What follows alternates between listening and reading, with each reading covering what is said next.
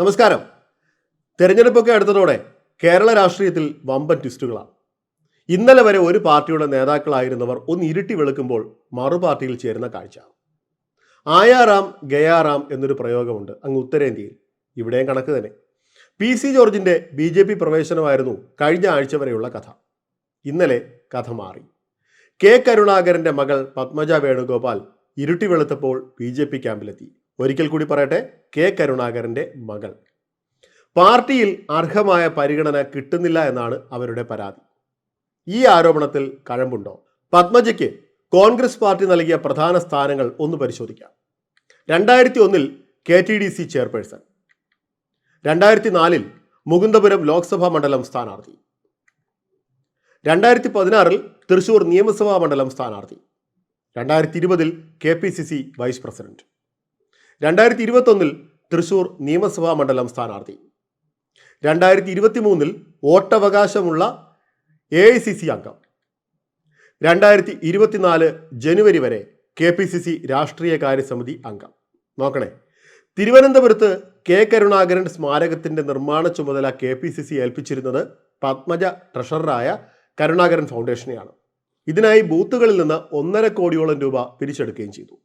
പത്മജ വേണുഗോപാൽ BJPയിലേക്ക് എന്ന തരത്തിൽ 2 ദിവസം മുന്നേ തന്നെ വാർത്തകൾ വന്നു. പക്ഷേ അവർ തന്നെ അത് നിഷേധിച്ചു. അവരുടെ ഫേസ്ബുക്ക് പോസ്റ്റ് ഇങ്ങനെയായിരുന്നു: ഞാൻ BJPയിൽ പോകുന്നു എന്നൊരു വാർത്ത ഏതോ മാധ്യമത്തിൽ വന്നു എന്ന് കേട്ടു. എവിടെ നിന്നാണ് ഇത് വന്നതെന്ന് എനിക്കറിയില്ല. എന്നോട് ഒരു ചാനൽ ചോദിച്ചപ്പോൾ ഈ വാർത്ത ഞാൻ നിഷേധിച്ചതാണ്. ഇപ്പോഴും ഞാനത് ശക്തമായി നിഷേധിക്കുന്നു. അവർ എന്നോട് ചോദിച്ചു ഭാവിയിൽ പോകുമോ എന്ന്.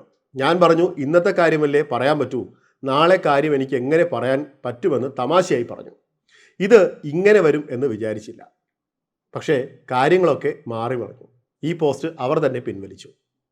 വീണ്ടും ട്വിസ്റ്റ്. അവരുടെ ഫേസ്ബുക്ക് പേജ് കൈകാര്യം ചെയ്യുന്ന അഡ്മിൻ വലിയൊരു പണി കൊടുത്തിട്ടാണ് പോയത്. പത്മജയെ പരിഹസിച്ചുകൊണ്ട് അവരുടെ ഫേസ്ബുക്ക് പേജിൽ തന്നെ പോസ്റ്റ് വന്നു. വ്യാഴാഴ്ച രാത്രിയാണ് സംഭവിച്ചത്. ആ പോസ്റ്റ് ഇങ്ങനെ: ED വന്നാൽ ഗുരുവായൂരപ്പനും രക്ഷിക്കാൻ കഴിയില്ല, BJPയിൽ ചേരുകയെ നിവർത്തിയുള്ളൂ. ഇതായിരുന്നു പോസ്റ്റ്. നിമിഷങ്ങൾക്കുള്ളിൽ പോസ്റ്റ് പിൻവലിച്ചുവെങ്കിലും സ്ക്രീൻഷോട്ടുകൾ വ്യാപകമായി പ്രചരിച്ചു. പത്മജയെ പരിഹസിച്ചുകൊണ്ട് നിരവധി കമന്റുകളും പോസ്റ്റിന് കീഴിൽ വന്നു. ഇതിനിടെ പത്മജ വേണുഗോപാലിനെതിരെ രൂക്ഷ വിമർശനമാണ് സഹോദരൻ മുരളീധരൻ ഉയർത്തിയത്. പത്മജയുടെ തീരുമാനത്തോട് അച്ഛൻ്റെ ആത്മാവ് പൊറുക്കില്ല എന്നും ഇനി സഹോദരി എന്ന ബന്ധം പോലും അവരോടില്ല എന്നും മുരളീധരൻ പറഞ്ഞു.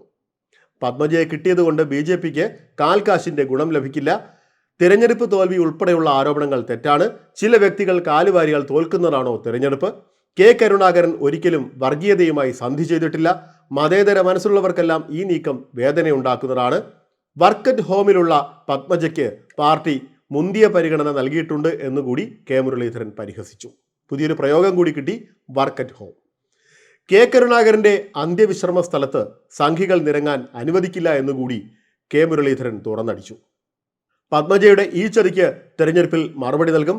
പാർട്ടിക്കെതിരെ നിൽക്കുന്നത് ഇനി സഹോദരിയായാലും സന്ധിയില്ല എന്നുകൂടി മുരളീധരൻ പറഞ്ഞു. ഇന്നലെ വൈകിട്ട് ഡൽഹിയിൽ വെച്ചാണ് പത്മജ വേണുഗോപാൽ ഔദ്യോഗികമായി BJPയിൽ ചേർന്നത്. കേരളത്തിന്റെ ചുമതലയുള്ള പ്രകാശ് ജാവ്ദേക്കർ ഉൾപ്പെടെയുള്ള നേതാക്കളുടെ സാന്നിധ്യത്തിലായിരുന്നു അംഗത്വ സ്വീകരണം. പ്രധാനമന്ത്രി നരേന്ദ്രമോദി കരുത്തനായ നേതാവാണെന്നും അതുകൊണ്ട് മാത്രമാണ് BJPയിൽ ചേരുന്നതെന്നും പത്മജ മാധ്യമങ്ങളോട് പറഞ്ഞു. ഏതായാലും പത്മജ വേണുഗോപാലിന്റെ ഈ മറുകണ്ഠം ചാടലിനെ രാഷ്ട്രീയമായി ഉപയോഗിക്കാൻ തന്നെയായിരിക്കും ഇടതുമുന്നണിയുടെ തീരുമാനം. BJPക്കാണെങ്കിൽ കേരളത്തിലെ 2 പ്രമുഖ കോൺഗ്രസ് നേതാക്കളുടെ മക്കളെ തങ്ങളുടെ ക്യാമ്പിലെത്തിച്ച ആത്മവിശ്വാസവും. ഇനിയുള്ള ട്വിസ്റ്റുകൾ കാത്തിരുന്ന് കാണാം.